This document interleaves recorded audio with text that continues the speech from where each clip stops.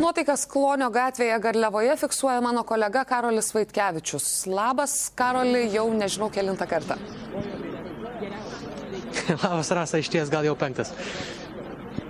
Kokios nuotaikos, prieš tai minėjai, kad minia lyg ir retėja. Ar žmonės jau turi iš kažkur žinių, kaip visada, gal net anksčiau žurnalistus, kad vis dėlto šiandien mergaitė nebus imama?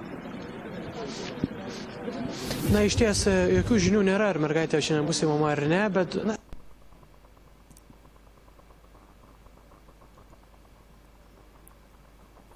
Žmonės nesiskirstyti bent iki 10 valandos, iki kada galima vykdyti teismo sprendimą, bei paragino žmonės rinktis rytoj nuo 5:30. Kaip tu žinai, Rasa, kaip žino žiūrovai, veikiausiai teismo sprendimą galima vykdyti nuo 6 ryto iki 10 vakaro.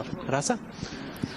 Policininkai vis dar budi, niekas nesikeičia, aplinkoje įtampa, jinai slūgsta. Gal galėtum tas nuotaiką šiek tiek truputėlį plačiau nupasakoti? Ar kalbos, įtampa, jie slūgsta, rimsta, žmonės jau lyg ir, liks ten budėti kažkas iki 10 valandos, bet didžioji dalis jau skirstosi, ar vis dėlto dar ta didžioji masė lieka ir liks iki 22 valandos? Na, iš ties, žmonių dar yra daug, dalis išsiskirstė, dalis tikriausiai liks iki 10 valandos vakaro, bet nuotaikos ramios, kad būtų kažkokia jaučiama didelė įtampa, iš ties taip nėra. Pareigūnų daugiau taip pat neatsirado, budi vienas ekipažas prie Klonio gatvės prieigų. Na ir panašu, kad nuotaikos ramios, bet žmonės, kaip suprantu, yra pasiruošę bet kuriuo momentu susitelkti ir bandyti apginti savo tiesą. Rasa?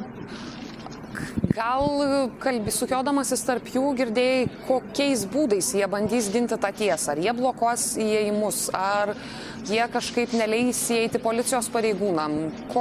Kokiais būdais?